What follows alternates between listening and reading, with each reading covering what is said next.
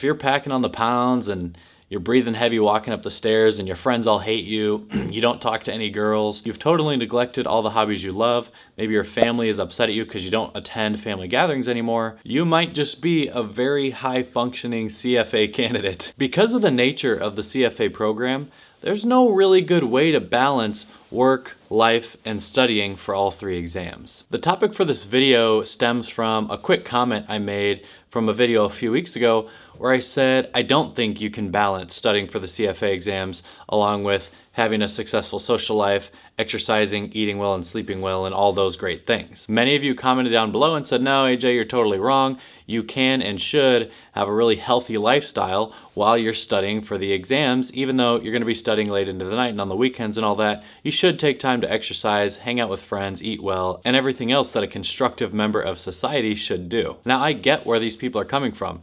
It feels really bad to neglect important aspects of life as a human being. It's just generally not a great thing to do or to have to do. And maybe it's true that most CFA candidates do balance their study time with their regular day job, along with having a social life, diet and exercise, and those things. But it is also true that the majority, sometimes the vast majority of CFA candidates never become charter holders. If you're familiar with my channel or the study routine or study strategy that I recommend people use, you'll know that that strategy involves far more study hours than the majority of CFA candidates will ever put in. The reason I prescribe that many study hours is because it drastically increases a candidate's chance of passing each of the three exams and ultimately becoming a CFA charter holder. And then the downside of studying that many more hours is that you literally will not have any more minutes in the day for jogging or going to the gym or buying fresh produce every few days and preparing for yourself healthy meals. So I guess what I'm saying is, if you're a CFA candidate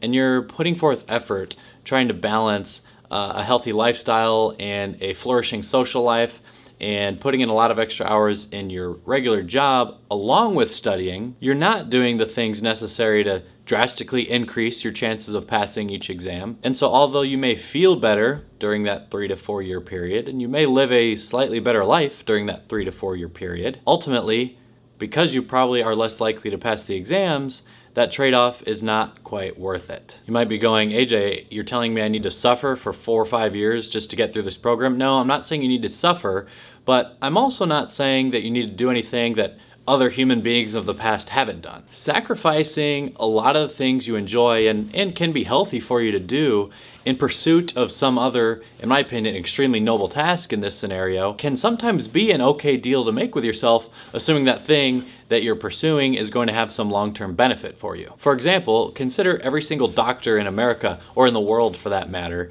If you've ever talked to someone or known someone who went through the 4 years of undergrad, the 4 years of medical school, and then the 2 to 6 years of residency that they had to complete to become a doctor, you know they did not have a healthy balance between their lifestyle, their social life, and their job and studying. Their time was tilted towards studying and working in their residency in an extremely unhealthy fashion. Their lives are actually far less healthy than compared to the candidates who may follow the study strategies that I prescribe, which involves a lot of extra hours. And medical groups, hospitals, and doctors and researchers are aware of this. It's been shown that anyone, and specifically doctors, after 18 hours of being on the clock, will have a similar level of functionality as someone with a 0.08 blood alcohol level, which legally is like too drunk to drive. And doctors on 18-hour shifts are very common. The 24-hour shifts, sometimes 30-hour shifts, are people performing surgeries, which again,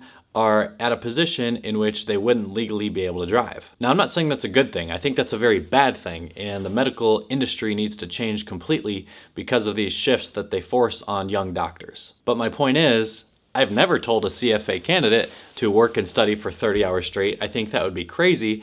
I do tell them to work for maybe 10 hours and then study for 3 hours in the evening and don't do anything else other than like go to sleep, because that's all you're gonna have time to do. But I'm not encouraging them to do things that, in my opinion, are drastically unhealthy. People have asked me how to avoid gaining weight while they're studying for the CFA program.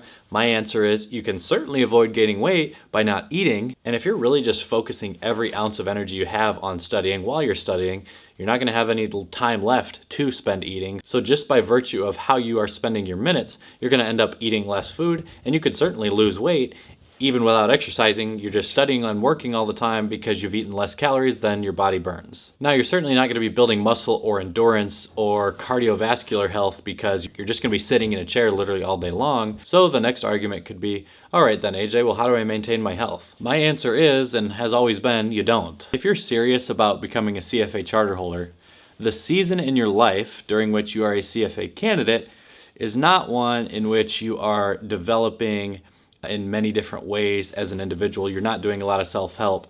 You're not doing a lot of exercise. You're not becoming a marathon runner or anything like that. You are, however, becoming extremely educated as a financial analyst, such that you should get to the point where you can pass one of the most difficult financially related academic exams on the planet and become a CFA charter holder, which is a very prestigious thing. The one area where I would tell someone not to follow what I typically recommend and instead focus on themselves is if they were dealing with mental illness, because mental illnesses are one of the most destructive things that a human being can go through, in my opinion. Certainly, if anyone was experiencing suicidal thoughts, it is never going to be worth pursuing anything, the CFA charter, gold, Olympic medal, Nobel Peace Prize, anything, if it is going to cost you your will to live. So mental illness, I will take a separate opinion on and say, just drop the CFA program altogether. It's not worth it. You need to make sure that your brain health is there and you can get through the day in a functioning manner. But other than that, if you're packing on the pounds and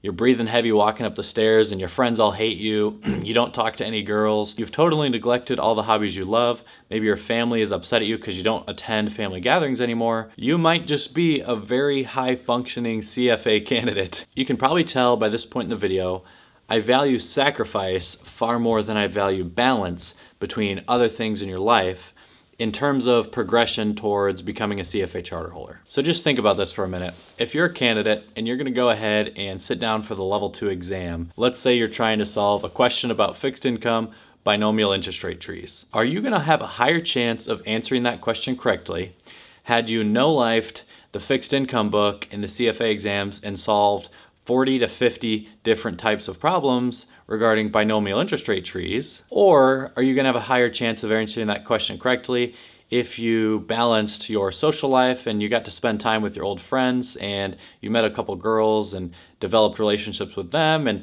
you also went to the gym for an hour a day while you ate health foods that you prepared from your local organic food market? I'm being sort of sarcastic here, but you see what I mean. The trade-off in terms of efficiency towards passing the CFA exams is just not there. Obviously, you're going to want to have spent more time studying the CFA content rather than doing those other things. While those things may stimulate your brain and make you feel better about yourself, it's just not as valuable as knowing the information. Like, you could find someone who hates their life because they studied for each of the 3 CFA exams for 1,000 hours apiece, and then compare that to someone who has had the time of their life for 3 years straight, traveling the world on a private yacht or something like this, and didn't study the CFA content at all.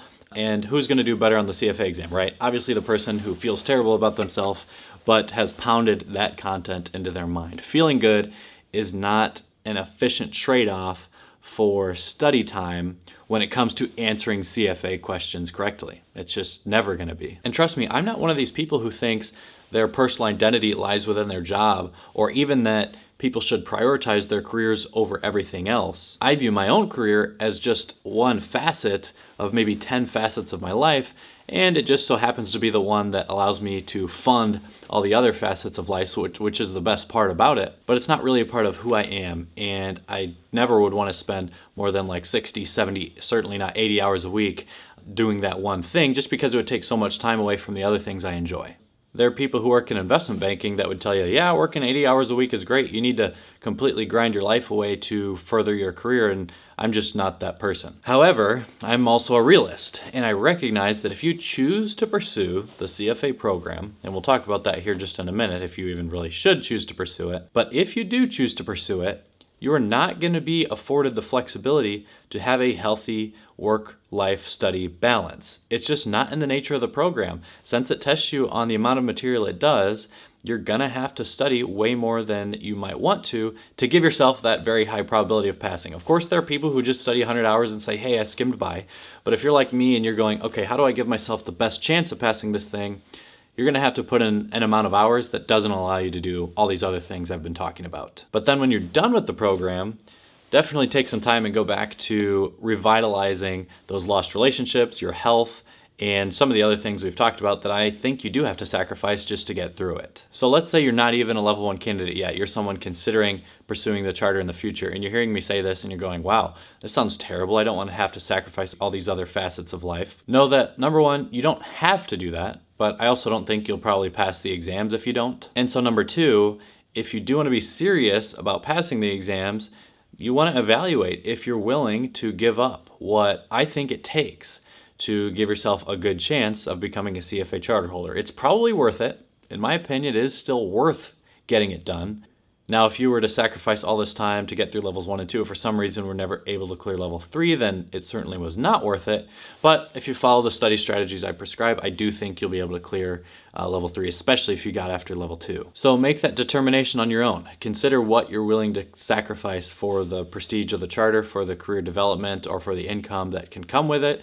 And if the answer is no, I don't want to do what you're saying, AJ, then don't. There are other ways to develop a career or just other ways to live your life that don't necessarily involve academics like the CFA program or your job, and that's perfectly fine too. But if you're like, this is definitely something I want to do, take my word seriously, I think, and try to understand that these people who are talking about a healthy work and diet and social life balance while you're studying are also the people who probably aren't passing the exams, unfortunately. Certainly there are going to be people out there who have a different opinion than me, so listen to those opinions as well and try to determine what you think makes the most sense. I'm just a guy who took the exams and passed them, but there are people who have passed them with less hours of study, so there's a chance you could get through it. Let me know in the comments down below what you think, if I'm being too much of a hardhead, or if you think I'm right on, or if you agree, and maybe you're someone like me who had sacrificed a lot to be able to get through all the exams, and share your experience down below for others to check out if you would. As always, thanks for sticking around to the end of this video. You know the YouTube algorithm loves the long watch times in terms of the total minutes you spend watching or just a percentage of this video. If you could also drop a like down below and definitely subscribe to the channel if you haven't done that yet already, I would very much appreciate that too.